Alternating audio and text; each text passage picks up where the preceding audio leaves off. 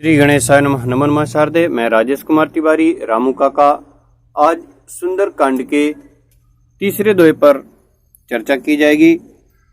दो वीडियो मैं पहले बना चुका हूं, पहला दोहा और दूसरा दोहा। कैसे पढ़ा जाए, इसका अर्थ क्या है, क्योंकि सुंदरकांड तो ऐसी चीज है कि बिना अर्थ समझे भी आप पढ़ेंगे तो भी कल्याण ही होगा। उल्टा नाम जपत जग जाना, वाल्मीकि भय ब्रह्म समाना। घी का लड्डू टेढ़ा मेढ़ा कैसे भी बने, मीठा ही आता है। तो ये सुंदरकांड कल्याणकारी है, कल्याण करेगा। लेकिन अगर आप अच्छी तरह से अर्थ समझ जाएंगे तो अपने बच्चों को भी सिखा सकते हैं, कहानी सुना सकते हैं और अच्छे संस्कार बच्चों को मिल जाएंगे। उनका इंटरेस्ट बढ़ जाएगा, रुचि बढ़ जाएगी और भगवान के मार्ग का हम अनुसरण कर पाएंगे अगर हमें अर्थ पता है। तो आइए तीसरे दोहे में चर्चा करते हैं। निश्चर एक सिंधु मह रहाई, करी माया नभ के खग गहई। निश्चरी एक राक्षसी, सिंधु मतलब समुद्र में रहती थी और माया करके नभ मतलब आकाश के पक्षी जो थे उनको पकड़ लेती थी। जीव जंतु जे गगन उड़ाही, जल बिलो कितिन कै परिछाही। जीव और जंतु जो आकाश से उड़ते थे, पानी में ही उनकी परिछाही को, छाया को देख करके गहई छाह सक सो न उड़ाई। यही विधि सदा गगन चर खाई। गहई छाह उसकी छाया को पकड़ लेती थी और फिर वह नहीं उड़ सकता था। यह विधि सदा गगन चर खाई। इस प्रकार से हमेशा पूरे गगन में उड़ने वाले पशु पक्षियों को खाती थी। सोई छल हनुमान कह कीन्हा, तासु कपट कपितुर तही चीन्हा। वही छल उसने हनुमान के साथ किया और उसका कपट हनुमान जी पहचान गए। तब उन्होंने क्या किया? ताही मारी मारुत सुत वीरा, बारिद पार गयऊ मति धीरा। उसको मार करके हनुमान जी बारिदता समुद्र को पार कर गए, मन में धैर्य धारण करके। तहाँ जाई देखी बन शोभा, गुंजत चंचरीक मधुलोभा। वहां जाकर के वन की शोभा देखते हैं। गुंजत चंचरीक, भौरे गुंजायमान हो रहे हैं मधु के लोभ से। नाना तरु फल फूल सुहाए, खग मृग वृंद देखी मन भाए।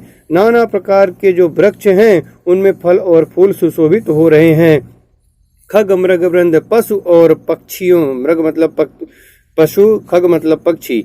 खग मृग वृंद मतलब समूह, पशु और पक्षियों के समूह को देख करके मन को भा जाते हैं पशु और पक्षियों के समूह। शैल विशाल देखिए के आगे, ता पर धाई चढ़े भय त्यागे। एक बहुत विशाल पर्वत देख करके उस पे दौड़ करके हनुमान जी चढ़ जाते हैं। उमा न कछु कपि के अधिकाई, प्रभु प्रताप जो काल ही खाई। शिव जी कहते हैं, हे उमा, उसमें कपि अर्थात हनुमान जी की कोई अधिकता नहीं, अधिकाई नहीं है, उनकी बड़ाई नहीं है। प्रभु का प्रताप है जो कि काल को भी खा सकता है। गिरि परि चढ़ी लंका ते ही देखी, कहीं न जाई अति दुर्ग विसेखी। गिरि पर, पहाड़ पर चढ़ करके लंका देखते हैं। कहीं न जाई अति दुर्ग विसेखी, ऐसे किला विशेष प्रकार के बने हुए हैं कि उनका वर्णन नहीं किया जा सकता है, कहा ही नहीं जा सकता है। अति उतंग जल निधि चहु पासा, कनक कोट कर परम प्रकाशा। अत्यंत ऊंचे टापू पर बना हुआ है और जल निधि चारों ओर से मतलब समुद्र से घिरा हुआ है। चारों ओर से समुद्र से लंका पूरी घिरी हुई है। कनक कोट कर परम प्रकाशा। कनक मतलब सोना, कोट मतलब चार दीवारी, कर परम प्रकाशा, जो चार दीवारी सोने की बनी हुई है उसका प्रकाश बहुत हो रहा है, दूर से ही प्रकाशमान हो रही है उसकी चार दीवारी। छंद पढ़ते हैं। कनक कोट विचित्र मणिकृत सुंदरायतना घना, चहु हट्ट हट्ट सुबट्ट बीथी, चारुपुर बहु विधि बना। कनक कोट विचित्र, जो सोने की चार दीवारी है बड़ी विचित्र बनी हुई है, उसमें मणियों से सुंदर दिखाई दे रही है, वो दीवारी मणियों से सजी हुई है। चहु हट्ट हट्ट सुबट्ट, चहु हट्ट मतलब चौराहे, हट्ट मतलब हाट बाजार, सुबट्ट मतलब सड़कें, बीथी मतलब गलियां। ये चारों जो है नगर में पूर्व बहुविधि बना, इनसे सुशोभित होकर के नगर बहुत ही सुंदर बना हुआ है। चौराहे, बाजार, सड़कें और गलियां इनसे बहुत ही अच्छा शोभायमान हो रहा है इनका ये पुर अर्थात नगरी लंका।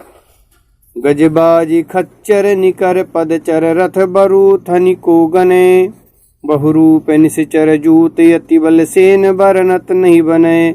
गज अर्थात हाथी, बाज मतलब घोड़ा, खच्चर मतलब गधा, निकर मतलब इनके समूह, पदचर मतलब पैदल यात्री, पद यात्रा वाले, रथ बरु धनी रथों के समूह को गिना नहीं जा सकता है। हाथी, घोड़े, गधे, पद यात्री और रथों का समूह, इनको गिनती नहीं किया जा सकता है, इतने सारे वहाँ हैं।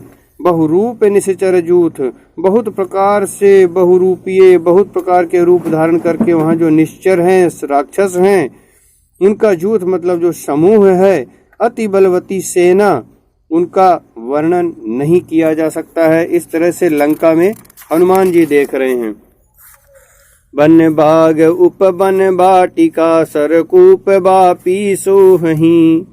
वन बगीचे, उपवन वाटिका, वन बाग और बगीचे, वाटिका मतलब फुलवारी, सर मतलब तालाब, कूप मतलब कुआं, बापी मतलब बावरी शोभायमान हो रही हैं लंका नगरी में। नर नाग सुर गंधर्व कन्या, नर नाग सुर मतलब देवता, गंधर्व की कन्या, नर नाग सुर और गंधर्वों की कन्या इतनी सुंदर हैं कि मुनियों के रूप को भी मोह लेती हैं। कहुमाल देह विशाल शैल समान अति बल गरजही। कहुमाल, माल मतलब मल्ल, जो योद्धा होते हैं, पहलवान होते हैं, उनको माल कहा गया है। कहुमाल देह विशाल, उनकी विशाल देह है, विशाल शरीर वाले मल्ल योद्धा हैं। शैल समान अति बल गरजही, पर्वत के समान है उनका शरीर और अपने बल के कारण गर्जना करते हैं। नाना अखारे निभिरहि बहुविधि एक एक अन तरजही।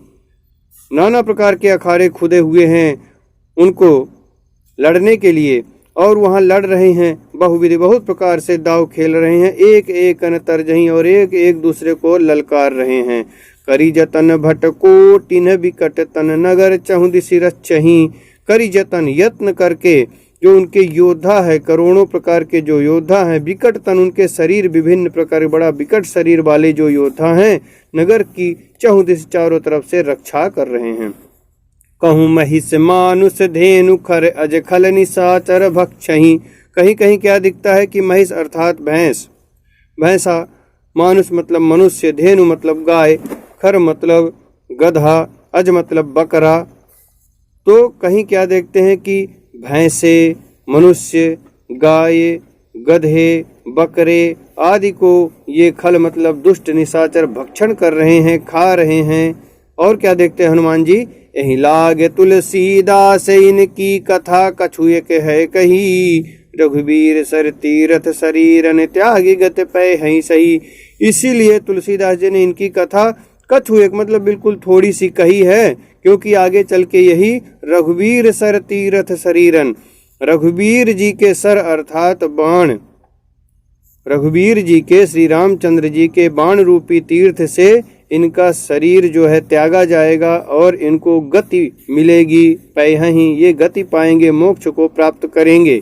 इसलिए इनका वर्णन किया जा रहा है कि इतने पापी होते हुए भी भगवान के दर्शन से उनके तीर लगते ही मोक्ष को प्राप्त हो जाएंगे। तो भगवान का नाम कैसा भी है लिया जाए, भाव कुभावे या नखे आलसहूँ, नाम जपत मंगल दिशि दसहूँ। चाहे भाव से, चाहे कुभाव से, चाहे अनख मतलब क्रोध से, चाहे आलस्य से, कैसा भी भगवान का नाम लिया जाए वो कल्याण करने वाला ही है। जिस तरह आग का स्वभाव है जलाना, आप गलती से हाथ पड़ जाए और चाहे जानबूझ के वो जलाएगी। पानी का काम है, स्वभाव है गीला करना, चाहे गलती से हो चाहे जानबूझकर हो वो गीला कर ही देगा। उसी तरह से भगवान का काम है कल्याण करना, चाहे गलती से हो चाहे धोखे से, चाहे जानबूझकर उनका नाम मुख में आ जाए आपका कल्याण ही होगा। पुर रखवारे देख बहु कपि मन कीन्ह विचार, अति लघु रूप धरो निसी नगर करो पैसार। पुर मतलब नगर के रखवारे देख करके हनुमान जी मन में विचार करते हैं कि छोटा सा रूप धरूं, अति लघु रूप धरूं निसी, निसी मतलब रात्रि में, नगर करो पैसार छोटा सा रूप धारण करके रात्र में नगर में प्रवेश कर जाऊंगा। यहाँ पर तीसरा दोहा हमारा संपन्न होता है। अगला वीडियो चौथा दोहे के लिए। बहुत बहुत धन्यवाद।